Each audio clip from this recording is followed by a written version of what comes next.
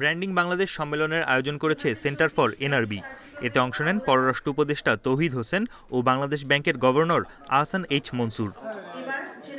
অনুষ্ঠানে গভর্নর জানান, গত 5 মাসে রেমিটেন্স বেড়েছে $3 বিলিয়ন আর রপ্তানি আয় বেড়েছে $2.5 বিলিয়ন। 4 মাসের রিজার্ভ রয়েছে, তাই আতঙ্কিত হওয়ার কিছু নেই বলেও জানান তিনি। প্যানিক হওয়ার কিছু নাই। বাংলাদেশের ফরেন এক্সচেঞ্জ রিজার্ভ এখনো 4 মাসের উপর আছে। আমরা 7 দিন, 10 দিন, 15 দিন আমরা রাখতে পারবো। আমাদেরকে এগ্রিগেটরের কাছ থেকে না কিনলেও চলবে। ওই 10টা এগ্রিগেটরকে ব্যান করে দিলেও আমাদের কিছু আসে যায় না। There are hundreds of others who can transfer money. এ সময় উঠে আসে নির্বাচন প্রসঙ্গ। পররাষ্ট্র উপদেষ্টা জানান, দ্রুতই দেওয়া হবে নির্বাচনী রোডম্যাপ। তখন রাজনৈতিক অস্থিরতা কেটে যাবে, সেই সঙ্গে বাড়বে বিনিয়োগও। রাজনৈতিক একটা অনিশ্চয়তা যখন দেখেন কেউ, তখন সেখানে কিন্তু ইনভেস্ট করতে আসতে চান না সহজে কেউ। কাজে এটা আমাদের জন্য একটা কঠিন কাজ সামনে, এবং আমরা আশা করছি যে খুব তাড়াতাড়ি একটি রোডম্যাপ এসে যাবে। তখন সহজে আস্থা ফিরে আসবে আমাদের যে বিদেশি বিনিয়োগকারীরা আছেন। প্রবাসীদের রাজনৈতিক কর্মকাণ্ডে দেশের ভাবমূর্তি নষ্ট হচ্ছে বলেও মন্তব্য করেন তিনি।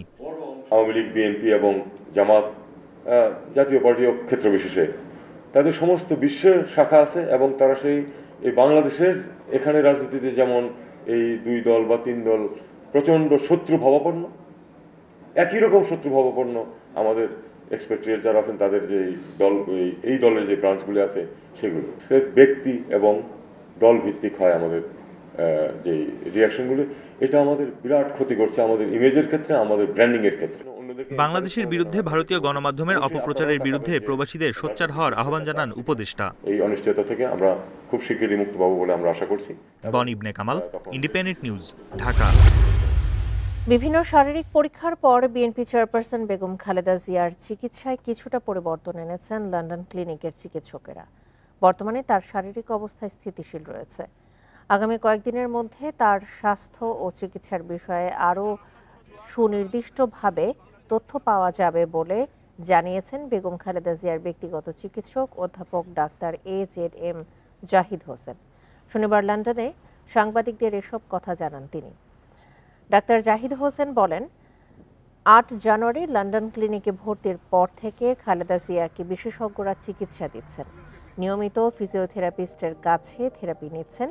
এরই মধ্যে পরিবারের সব সদস্যের সাথে সাক্ষাৎ হওয়ার মানসিক স্বাস্থ্যেরও উন্নতি হয়েছে বলে জানান ডাক্তার AZM জাহিদ হোসেন। উন্নত চিকিৎসার জন্য মঙ্গলবার এয়ার অ্যাম্বুলেন্সে লন্ডনে যান সাবেক প্রধানমন্ত্রী বেগম খালেদা জিয়া। পরে সেখানকার লন্ডন ক্লিনিকে প্রফেসর জন প্যাট্রিক কেনেডির তত্ত্বাবধানে শুরু হয় তার চিকিৎসা। পরীক্ষা নিরীক্ষার পরবর্তীতে ওনার চিকিৎসার মধ্যে গতকাল বিকেল থেকে কিছু পরিবর্তন আনা হয়েছে। শারীরিকভাবে ওনাকে আরও সুস্থ রাখার জন্য এবং তার সুস্থতা যাতে এত দ্রুত হয় সেসব বিষয়ের দিকে খেয়াল রেখে আমাদের চিকিৎসকদের সাথে পরামর্শক্রমে এবং ওনাদের নিজস্ব যে গাইডলাইন, নিজস্ব যে প্রোটোকল লন্ডন ক্লিনিকের, সে অনুযায়ী ওনার চিকিৎসা ওনারা চালিয়ে যাচ্ছেন। এবং আমরা দেখতে পাচ্ছি যে উনি 8 তারিখের তুলনায় আজকে যদি আমরা চিন্তা করি তাহলে স্বাভাবিকভাবেই ওনার শারীরিক অবস্থা কিছুটা স্থিতিশীল আছে। প্রতিষ্ঠার 5 বছর পর প্রথম কাউন্সিল করল আমার বাংলাদেশ পার্টি। কাউন্সিলে মুজিবুর রহমান মঞ্জুকে চেয়ারম্যান ও আসাদুজ্জামান ফুয়াদকে সাধারণ সম্পাদক নির্বাচিত করেন দলের কাউন্সিলররা। ফ্যাসিবাদ বিরোধী আন্দোলনের একটা পর্যায়ে আমি গ্রেফতার হয়েছিলাম। এবি পার্টির কাউন্সিলে যোগ দেন বিভিন্ন রাজনৈতিক দলের নেতারা। এ সময় তারা বিভিন্ন পণ্য ও সেবার উপর ভ্যাট বাড়ানো সহ অন্তর্বর্তী সরকারের বেশ কিছু কাজের সমালোচনা করেন।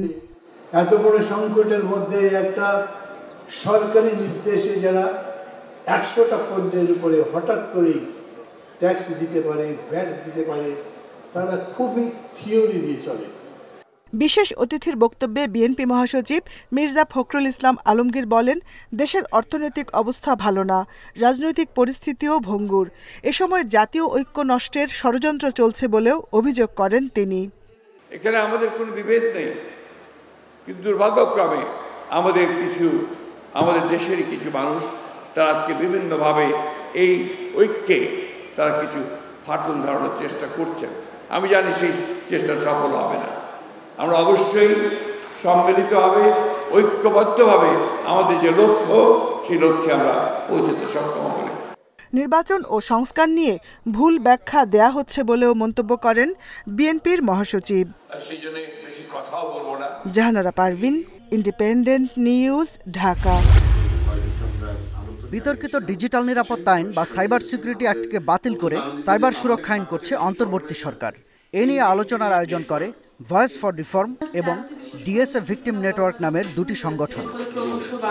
এতে অংশ নিয়ে নিজেদের হয়রানি ও নিপীড়নের অভিজ্ঞতা তুলে ধরেন ভুক্তভোগীরা। পরবর্তী প্রজন্মকে যে আমরা এই আইনটা বেঁধে দিচ্ছি, এই আইনটা একই জিনিস ধারাবাহিকভাবে বয়ে যাচ্ছে, তো এখানে আমাদের মানে স্টপ করা উচিত আমার মনে হয়। আমরা মনে করি যে এই ধরনের আইনেরই দরকার নাই, আপনি প্রয়োজনে আপনার স্পেসিফিক যে ইস্যু ভিত্তিক আইনগুলো সেগুলোর পরিধি বাড়ান, সেগুলোকে আধুনিকায়ন করেন। সাইবার সুরক্ষা আইন নিয়ে অসন্তোষ জানিয়েছেন গণমাধ্যম সংস্কার কমিশনের প্রধান। এই আইন সরকার না নাগরিকের সুরক্ষায় করা হচ্ছে তা নিয়ে প্রশ্ন তোলেন তিনি। যারা রাইটস ডিফেন্ডার্স তারা এসে এমন একটা আইন যদি করেন যেটাতে রাইটস টেকেন অ্যাওয়ে হয়ে যাবে বা তার জন্য হ্যারাস্ট হবে, তাহলে সেটা তো খুবই দুর্ভাগ্যজনক, সেটা তো মেনে নেওয়া যাবে না।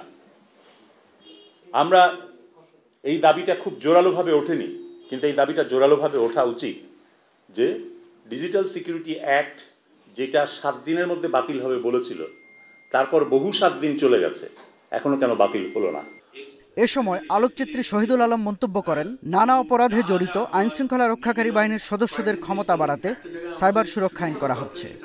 এখানে মানবাধিকারের লেন্স কিন্তু ব্যবহার করা হয়নি, জনগণের স্বার্থের লেন্স ব্যবহার করা হয়নি, নিপীড়ন কিভাবে করা যায় সেই লেন্স ব্যবহার করা হয়েছে। জনগণের দাবিতে এই সরকার এসছে, আমরা তো আশা করি তারা জনগণের লেন্স দিয়ে দেখবেন, এবং সেই জিনিস যদি যতক্ষণ না হয় সত্যিকার অর্থে পরিবর্তন হবে না। এখনো যদি ফ্যাসিবাদের লেন্স দিয়ে আমাদের দেখা হয়, সেই লেন্সের মাধ্যমেই যদি আইন তৈরি করা হয় এবং সেই লেন্সের মাধ্যমেই দেশ চলে, তাহলে সত্যিকার অর্থে আমরা স্বাধীন হইনি। আলোচকরা অভিযোগ করেন, টেলিফোনে আড়ি পাতার সংস্থা এনটিএমসি বাতিল না করে আরও শক্তিশালী করা হচ্ছে। শাহাদাত স্বপন, ইন্ডিপেন্ডেন্ট নিউজ, ঢাকা। চাঁপাইনবাবগঞ্জের চৌকা সীমান্ত এখন শান্ত। বিজিবির প্রতিরোধের মুখে আপাতত কাঁটাতারের বেড়ার নির্মাণ বন্ধ রেখেছে ভারত। শূন্যরেখার 150 গজের মধ্যে স্থাপনা নির্মাণ আন্তর্জাতিক আইনের পরিপন্থী হলেও চৌকা সীমান্তে 60 থেকে 70 গজে বেড়া দিতে উদ্যোগ নেয় ভারত। প্রথমবার বাধা দিলে পরদিন আবারও নির্মাণ কাজ চালায় বিএসএফ।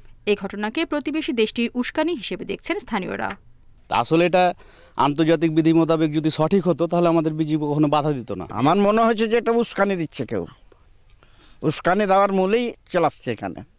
শূন্যরেখায় যে কোনো অপতৎপরতার বিরুদ্ধে বিজিবিকে সহযোগিতায় পিছপা হবেন না বলে জানিয়েছেন সীমান্ত এলাকার বাসিন্দারা।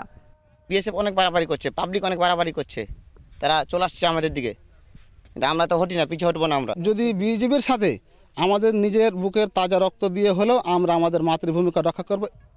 উত্তেজনা নিরসনে গত রোববার থেকে বুধবার 4 দফা পতাকা বৈঠক করে বিজিবি ও বিএসএফ। বিজিবির ব্যাটালিয়ন অধিনায়ক জানান, শূন্যরেখার আশেপাশে স্থাপনা করতে হবে দ্বিপাক্ষিক চুক্তি আর দুই বাহিনীর শীর্ষ পর্যায়ের আলোচনার মাধ্যমে। সম্মত হয়েছি এখানে ঊর্ধ্বতন কর্তৃপক্ষের বিজিবি হেডকোয়ার্টার এবং বিএসএফ হেডকোয়ার্টারের চিঠি বা এগ্রিমেন্ট ছাড়া কোনো ধরনের কনস্ট্রাকশন এখানে কোনো কাজ করবে না। আমরা অন্যান্য সময় যেভাবে সীমান্ত নিরাপত্তা রেখেছি, এই বর্তমান পরিস্থিতিতেও আমাদের সীমান্ত নিরাপদ থাকবে। শিবগঞ্জের এই সীমান্তে টহল জোরদার করেছে বিজিবি। তাদের লোকবল সংকট নেই বলেও জানিয়েছেন কর্মকর্তারা। Independent news.